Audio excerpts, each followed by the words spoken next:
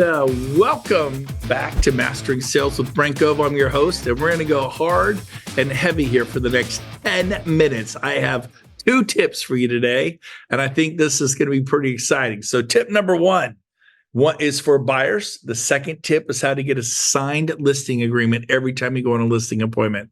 What do you do if they're not ready to list for 6 months or a year? How do you get a signed listing agreement with not coming off salesy, without coming off slimy or weird? So I could never do that. I'd be like, I see Lee Tessier on here. Hey, Lee. But I'd be like, oh man, you're ready to list next October. It's February. I would say, okay, Lee, well, you want a roofer? I get the best roofer. You're redoing your deck? I have the best general contractor. You want to paint the house? I get the best painter. Would you like me to give you all 3 referrals? And I would stay in Lee's life until next October, hoping to, provide so much value that maybe in September or October, a month before, I could go back again and list the home. I didn't list it in February and have it sit there and so I'm going to teach you how to actually get a listing in February, and they're ready to list next January. Why? Well, if you leave it out there like a peach to be picked in Georgia, like a cherry to be picked in a cherry tree, you're going to lose that listing. Sometimes it's a $3 million listing, $2 million listing. Once you get a signed listing contract, it's on lockdown. So we're going to talk about how to do that for your sellers. But first, I'm going to give you a little trick for the buyers. How do you set yourself apart? How do you become different than everybody else? People, have you ever done an open house? You just, we have a feed from realtor.com. We are on Zillow every day. My agents has me on a drip system from the MLS. We know everything that hits the market. And I said, well, that's true to a degree, but here's one thing that you don't know about me that's unique. Would you like to buy from a seller who, he doesn't get his price of $600,000? He's like, forget it. He's like very doesn't want to move on that price. And maybe it's 1.6 million or 600,000 or 300,000 or 3 million or $10 million. I know Pete Middleton just sold a house for 6.6 million today in La Jolla. But how many of us want to deal with a seller who just is non-negotiable? Well, I have found a way. What sets me apart from every other agent in Nashville, Boise, Tucson, Miami, New York, Sacramento, California, is I specialize in marketing the vacant homes. Like, vacant homes? Why is that important? Well, let me ask you a question. If you packed up your house and you moved to Nashville, you moved to Austin, Texas, you moved to Scottsdale, Arizona, and your home is now empty. See, I've listed these homes, and the seller's like, oh my God, I'm making double mortgage payments. It's double trouble. That's what we call burning the boats in the proverbial bay. And guess what? People whose homes are vacant, they are desperate. The price may be 600 or 1.6 or 3.8 million, but what you don't know is they're feeling the heat. They're feeling the pressure. So I'm probably one of the only agents here in Portland, Oregon, in Vancouver, British Columbia, that specializes in the vacant properties. I publish this list. Everyone write down that word right now, publish. Nobody talks like this. I publish, you can get it in the MLS. But you can't get it from Zillow. You tell them you can't get it from Redfin. You can't get it. Agents don't put it out. But I have found a way to bring you all the desperate, highly motivated, not every time, but 80% of the time, man, they will drop that price. How would you like to not pay $600,000 and pay $5 or $520? How would you like to go, instead of paying $1.6 million, pay $1.4 million? If someone's living in it, do they want to just cut the price $100,000 or $200,000? No. But if somebody needs the cash and they're in a situation like, I need to sell, and maybe the home's inherited to the kids and they got 4 kids. Hey, we each get 50,000 less. We got a buyer for 1.4 right now. We each get 50,000 less, but we get to divide up 1.4 million. If we got 1.5, which is probably what it's worth, we all get 25,000 more, but maybe not. We got a buyer here that'll close in 10 days for 1.4. Let's do it. And all of a sudden, see, this is who I am. And so if you work with me, you can't get the list. Zillow doesn't know what homes are vacant. If they did, they'd put it out, and every thief in town would go know which homes to break into that's empty. Nobody does this. But if you work with me, There's no law that says I can't, and I'm smart. And so I put out the vacant home list only to the people I work with. All I need is your email address. Super simple. And you get a copy of all the vacant homes in Austin in your price range, all the vacant homes in Nashville, all the vacant homes in Tampa. Every Friday, so you can go look at them. And you have my permission to go right up onto the property, look through the windows, go through the side yards, go in the backyard, put your foot in the pool. I've been saying this stuff for 25 years. No one's been shot yet. But right, so if the laws in your state are different, then don't do it. But in California, you can, it's a vacant house. You go right up. You wouldn't do that with the home you found on Zillow, Redford. You wouldn't walk up and put your face through the bay window. It wouldn't be a good thing, now would it? And so they're like, oh, okay. Yeah. And they go, okay, sure. Yeah. Here's my email address. So make it easy. They've just made the biggest mistake of their life because their job is to hide from you, the agent. They've given me their email. Now we're exchanging information. I go, oh, by the way, I suppose you don't want me to send you vacant homes at 200,000 and vacant homes at 2 million.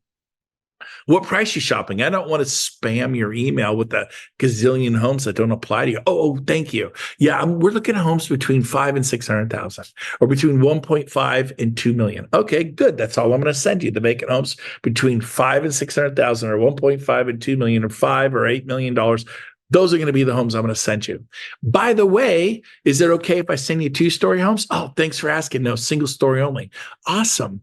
Now, do you have a certain square footage? Oh, they'll say stuff like any square footage. I go, so if I sent you a 900 square foot home, you'd actually buy that? Oh, no, heavens, no. Okay, I see your point. 3,000 square feet minimum. Okay. And now they don't know. I'm building a rapport with them. We're exchanging information. Minimum bedrooms, that really doesn't matter. So I send you a 2-bedroom, 1 bath, a 1 bed. No, of course not. Okay, yeah. A 3-bedroom, 2-bath. I go, does garages matter to you? Would you like a 1-car garage, 2-car? And I'm asking them questions. How about the age of them? Do you want a really old home that smells like an old dog? Or do you want something new and nice? Like, oh, I want something new and nice. I kind of like, what's new and nice to you? 2000 and new. Other people, it's 2015 and newer. Other people, new and nice is 1990 and newer. I just said, what do you want, man? Do you want a view? Do you want a pool? What about lot size? Does it matter? This is hilarious. No, I don't care. Lot size doesn't matter to me. So a 0 lot line house is fine where you're knocking on your neighbor's wall. There's no fence. That's your neighbor's family room is the fence. Oh, no. We don't want that. I go, so you want more of a traditional family lot? Those really start around 0.14. And they go, yeah. I go, what would you want in your dream if you could have your dream? Well, man, we'd love 1/3 of an acre. We'd love an acre. So I write down, we'll accept 0.14. And I'm building rapport with them. How many minimum bedrooms? Oh, we really need a 5.3. Oh, do you guys have some kids? Yeah, we got a lot of relatives. We're always hosting. And now I'm building rapport with them. We're starting to become buddies and friends. And it's all, you just need your email address. And then I go, oh, by the way, you don't really spam me with every vacant home in Nashville. Like, what part of Nashville? West Nashville, north of Nashville? I'm the whole thing. Okay, fine. And I always say, well, what city? Sacramento's a big place. I mean, I'm here in Roseville. Oh, yeah, good point. Just Roseville, Rockland. You ever thought about Lincoln? Yeah, I like Lincoln. That's okay, Lincoln. Have you thought about Granite Bay and Loomis? We probably couldn't afford it. I go, you can't on my vacant home program. I'm going to find someone that drops the price. And so, you get excited with them and they'll say, well, I already have an agent. I say, good, keep your agent. But your agent, are they providing you this vacant home list? No. And by the way, I network with about 50 of the top agents. By the way, there's 47 on here right now. And we ask people, what do you got coming online? Here's what I got coming online. And actually have our market listings. This isn't just something you're saying. Even if you're brand new here, you can go to the ballers and go, what do you got coming online in Newcastle? What do you got coming online in Penryn? You got anything coming on Grand Lake? What do you have coming? Well, I got this in Folsom. Tell me about it. Blah, blah, blah, blah. And say, I know of a place coming online. You can tell them real stories. You have integrity and authority. And guess what? Your agent can't get you this because they're not in my inner circle with the biggest superstars in real estate. I am one of those people. I hang out with those people and we trade our listings like baseball cards. How long have you been looking? Off and on for half a year. I said, man, I go, sounds like it's not really working for you. I promise you, I'm going to find your dream home in the next week or two. And every day you look, you're just looking, calling people. Clark Broom, you got anything? Pam Teresa, you got anything? Philip Ma, you got anything? Isaac Hansen, you got anything? Dave Straitman, what do you got? And you actually go looking for them, and you find something for them and you perform. And there's a passion and an intensity because daddy's going to kill something, bring it home, feed it to the family. Mama, go cave woman, go kill something, bring it home in that intensity. Because listen to me, if you don't get intense, you're going to get buried in this market. This market is no joke. Worst market in 40 years. And you could go, oh, no, the sky's falling, or baby, let's go. I was born for this moment. And when it gets better, you will kick butt. You'll do so good. Right? I couldn't imagine going to Tokyo and getting in real estate and having to learn Japanese. I couldn't imagine going to China and getting in real estate and having to learn how to speak, Mandarin Chinese or something. But there's people come here and they learn English and they do it. We got no excuses. You're too comfortable. Turn off the Prime, Amazon Prime Video. Turn off Netflix. Get rid of Hulu. On my phone is no Facebook, no Instagram. You send me an Instagram, hey, take this funny thing, I can't even watch it. I don't have Instagram on my phone. I'm not signed in. Oh, please sign in. I don't know my password. I don't care. I don't spend my time watching dogs throw up and play with balls or kittens fall off things and they got saved. I mean, it's great. We all love seeing animals get saved. We love seeing people skate and fall through the ice as long as they don't get hurt. It's funny. They get up, they scramble out. Oh, the ice broke. What is that really doing for you? What is YouTube really doing for you and Facebook and Instagram? I don't have it on my phone. I'm very focused. I live it. I don't watch life. I live it. I want to challenge you. So that's my advice for those of you buyers. You specialize in the vacant home list because these people have burned the boats. They are desperate sellers. I just say, would you like to buy your home from a desperate seller? Or there's a seller like, hey, if we don't get a price, we'll try again next year. Whose home do you want to buy? 3 beautiful homes, 2 completely unmotivated sellers. Here they are. And then the third one's in the middle. Me. I moved here. The home is empty. I burned my boats in the harbor. The price, they are like, I'm so stressed out. I just want to sell the house. Every time? No, just 70, 75, 80% of the time. So that's what makes you different than any other agent in your market. Okay, final thing I wanted to say was some advice for how to get a listing every time you walk out of there. So typically we've all been on listing appointments and they're not always ready to list like today. Yeah, we want the home on the market this Monday. Those are easy. Fine, list it, do all that. But what do you do when they're like, yeah, we're not ready till the summer? Had you come out? Do you think I should do some yard work around here? Yeah, it's looking, Do you think I should paint? Yeah, you probably should paint. And you're giving them some pointers how to get their home ready to get on the market. Go easy, though. You give them too much work to do. They're like, that guy wants me to spend $100,000 on my house. Be smart. Be easy, tread lightly. Don't say that is a really horrible color. I've gotten listings that way because the wife was so insulted that the purple wall in the dining room, the agent said was horrific and they needed to paint. And she was offended and I got the listing. What do you think of that color? Yeah, it's unique. It's different. I like it. Once I get the signed listing agreements, I go, yeah, we're probably going to get a painter here. Let's get a stager in here. They're like designers. Let's have her. And then she's the one who says, yeah, that purple wall's got to go. I let them be mad at the stager. I have a signed listing agreement. It doesn't matter what happens now. Be very careful with giving out advice. But what I do is, let's see. I'm going to go with Lee Tessier. Lee, unmute yourself real quick. Lee is from Maryland, I believe. Lee, are you from Maryland? I am. What I thought. Lee sells like 20 or 30 homes a year, something like that. Lee, how many homes do you sell a year, actually? What is the number? Last year stuff, we did 300s, but usually it's 450. I missed it by at 0 to, and I know Lee sells a ton of real estate. I sold 300 or 400 homes last year. So Lee, what I would say to Lee, I'm gonna role play with Lee. Lee, sure. Where do people move to Maryland? And if you don't have an answer, you're going to screw it all up for us. So I hope this works. I don't know my geography really well, but usually most people have an area where people move in. They're from a more expensive area. And is there anyone who moves to Maryland and thinks the price of real estate is cheap compared to where they're from? And maybe a small people. Okay, like where? Name an area. Like if you're in Maryland, and you say, hey, we get a buyer coming from this area. Everyone's like, oh my God, they pay cash. They think their eyes are this big. They think California. real estate's cheap. Where? California.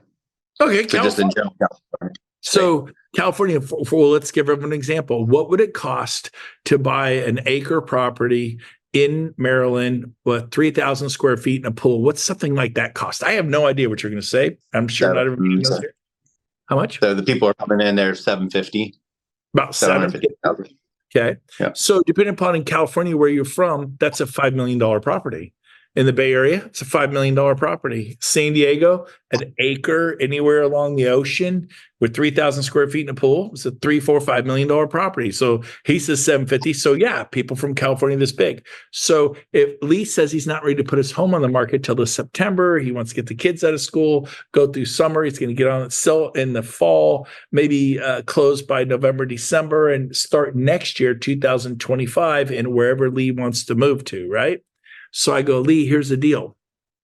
We could totally work on the deck, the painting, getting that roof repair, kind of remodeling. You talk about remodeling a couple of your bathrooms and updating them a little bit.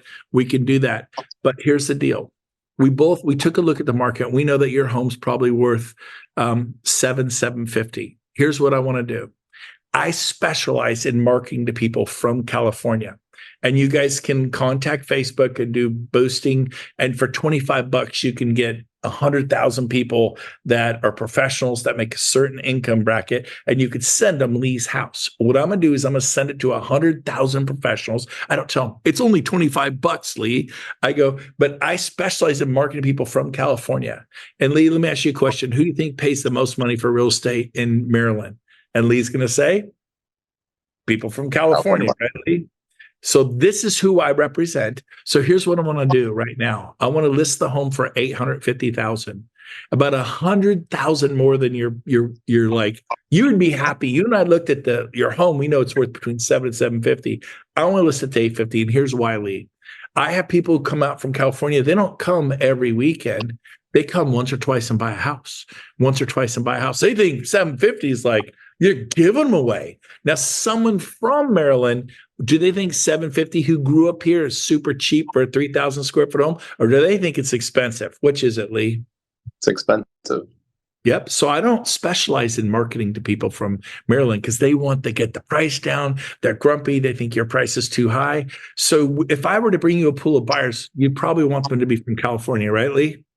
I do. So in Sacramento, we say San Francisco and San Jose, the Bay Area. They have eyes this big. They're like, oh my gosh. I mean, I'll take two, right? And I said, so Lee, here's what we're going to do. I'm going to list the home right now for $850,000, but we're not going to put it on the market till next September when you want. But I'm going to keep this as a pocket listing. I literally tuck that's what it's called in the industry. Right. It's going to be a pocket listing. Only I will know about it because here's the deal. I get people from California that come out here and they hate everything I show them. And they're desperate and they're motivated. They can't keep flying back and forth from California. And guess what? 750, 850 really doesn't matter to them. It's like that your home would be $3.8 million in Los Gatos. It would be $5 million in La Jolla. At 750, 850, it don't matter. And after their second or third trip, you're like, we need to buy a house. And sometimes they're doing a 1031 exchange, which is on the deadline. I said, look, I've shown you everything. You hate it all. There's not a lot of inventory. I got this one listing. Homeowner Lee Tessier, great guy. It's not going on the market till next September. But I said, Lee, I'm going to show it once or twice. I'm not going to put a sign in the yard. I'm not going to market it. Because when you put a sign in the yard, you can get turned in. When you market it, you can get turned in. And I don't tell the homeowner this. I just say, I tell them the truth. It'll be a pocket listing. Only I will know about it. And if I show your home, you're managing the expectation, it'll be once or twice to probably a cash buyer from California who is desperate and they've seen everything. And I'm going to tell them the price is $850 non-negotiable. And it's as is. And there's a good chance I'm going to sell your house for $850. You don't have to redo the decks. You don't have to paint it. You don't have to remodel the 2 bathrooms. You don't have to do the roof repairs. They're just going to buy it $8 because they got to go.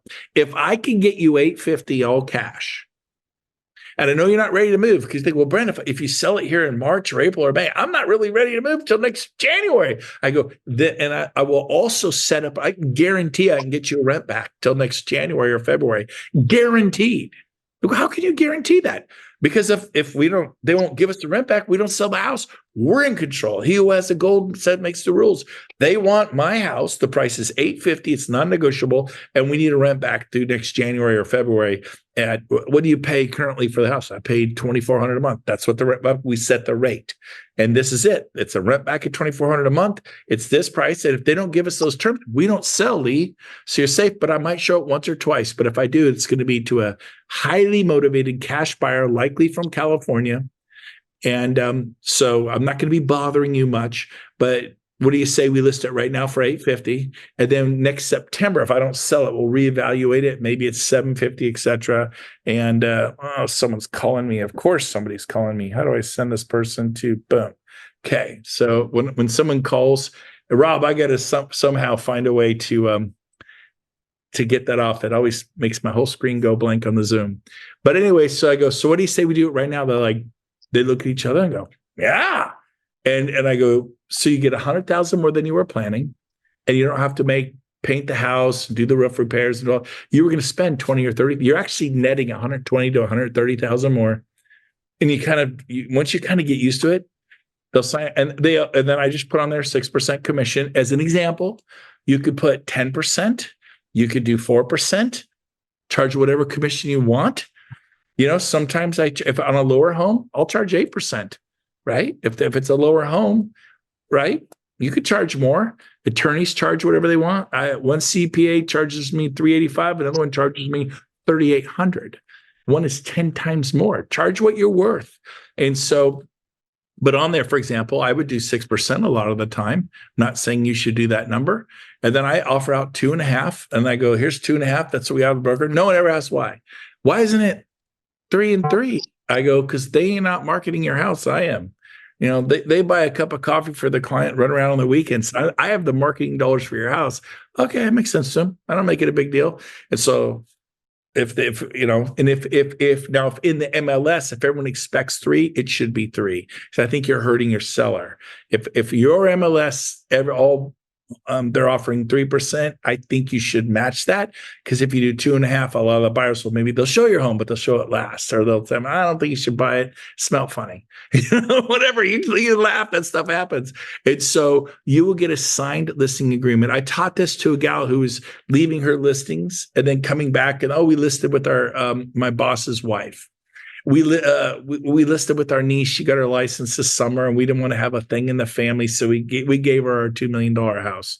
And she's never sold a home, but now she has a $2 million listing because it's her niece. People want to help stuff. Whereas, I'm sorry, we listed the home. It's locked down. And so you do a year listing contract, and she got 12 listings doing this. She double-ended, I think, 7 of the 12 listings. She had her own private MLS. This totally works. It's not a gimmick. You said, I'll show it once, maybe twice, maybe not at all. But if I do, it'll be a motivated cash buyer from New York, from Manhattan, from West Palm Beach, from wherever they come, where they think your prices are cheap. And then Facebook, do little $25, $50 boosts into there. You'll actually get clients, and you're not making it up. Is that helpful, everyone? That's how you get a signed listing agreement, instead of, doing what I did for 15, 20 years, which was add so much value, come back and hope the listing was still there. A lot of times I come back and it was, but they're like, well, we think we should interview with Coldwell and Remax. And all of a sudden now I'm competing for a listing I could have just locked down 6 months, 8, 9 months ago. Was that good? Wave at me. Was that good, everyone? Is it cool? Thumbs up? Okay. All right. You guys are great. So, hey, we will see you. Lee, thanks for role playing with me. We'll see you next Thursday at 4:30 Eastern for 1% agent attraction, and 5:10 Eastern for mastering sales. Peace out. Love you guys. Have a great week. We'll see you in Cabo. For the rest of you, see you in Cabo next week. Bye for now.